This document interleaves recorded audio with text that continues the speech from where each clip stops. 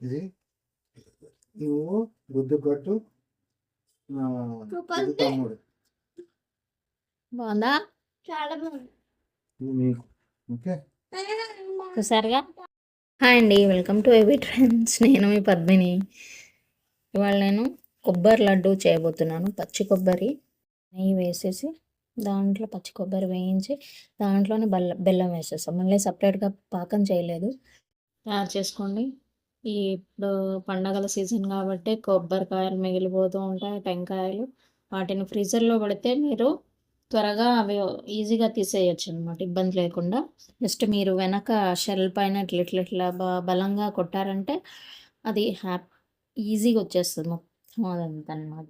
So దాన్ని చక్కగా grind చేసేసుకొని నేతిలో వేయించేసుకొని దాంట్లోనే కొబ్బరి వేసేసి నేతిలో వేయించుకున్న తర్వాత బెల్లం వేసేయాలి తగినంత. దానికి సరిపడా బెల్లం వేసి ఒక చిన్న బట్టి అంటారు కదా, అది వేసాను అనమాట నేను.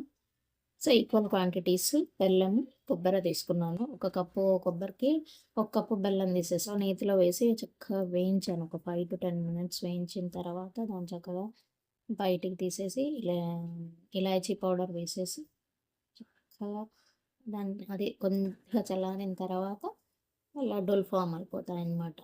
దానిపైన మీకు నచ్చిన డ్రై ఫ్రూట్తో డెకరేట్ చేసేసుకుంటే కొబ్బరి లడ్డు రెడీ అయిపోతుంది.